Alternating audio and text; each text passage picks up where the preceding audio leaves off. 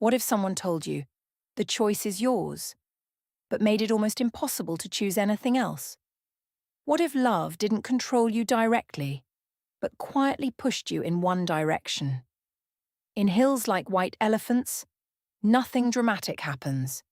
A couple sits, they drink, they talk, and somehow it becomes one of the most uncomfortable conversations in literature. Because this isn't really a conversation. It's pressure, disguised as love. It's choice. That doesn't feel like a choice. And the wildest part? The most important word in the entire story is never even said. Part 1.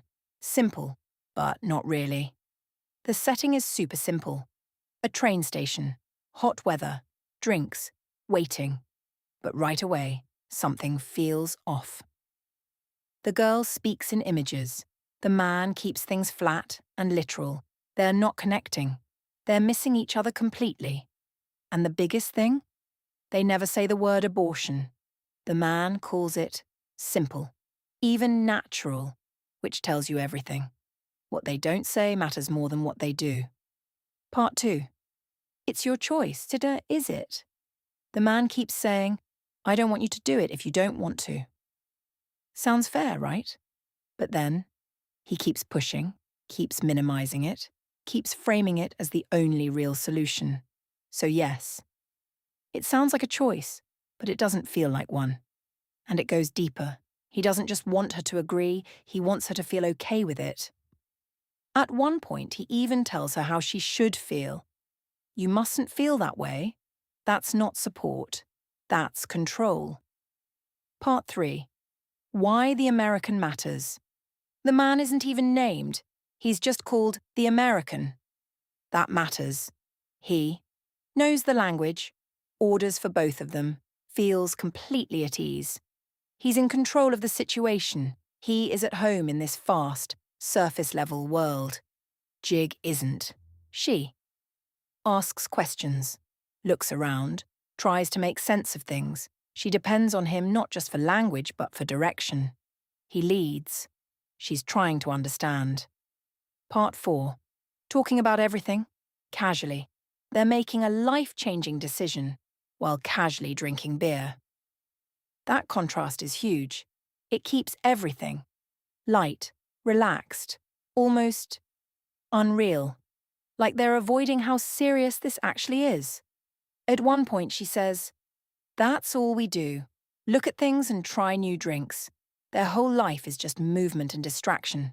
No depth, no pause. Part 5. What Jig sees. This is where it gets really interesting. At first, the landscape is described as dry, empty, lifeless.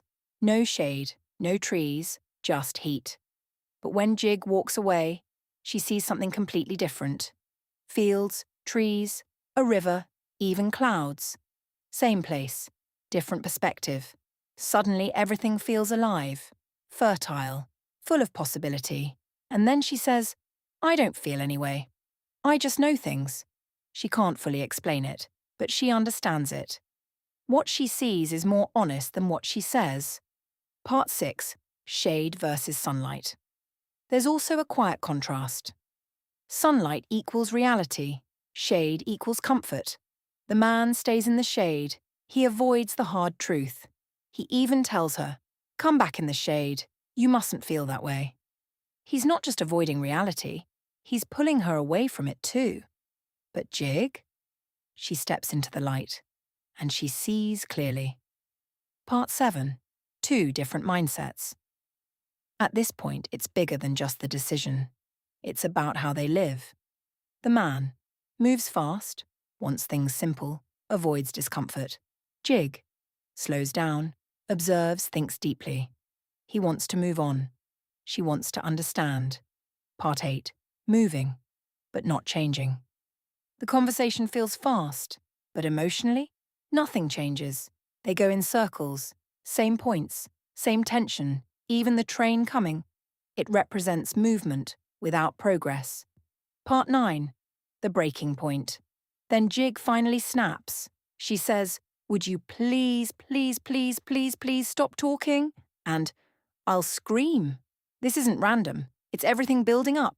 All the pressure, all the repetition. Finally, release. Part 10. The quiet shift. And then something changes. She calms down. She smiles. She says she's fine, but she's not. She's performing. Before she was honest, searching. Now she's controlled, careful. The problem didn't disappear. It just went inside. Part 11. The title says it all. Hills like white elephants? A white elephant can be something valuable or something unwanted. Same thing, different meaning, just like the hills, the pregnancy, their future. Conclusion. Still moving. The train arrives. They grab their bags. They leave. No clear decision, no real resolution. Just movement. Forward, but not really. And this leaves us with a simple but uncomfortable question. If a choice is shaped by pressure, was it ever really a choice?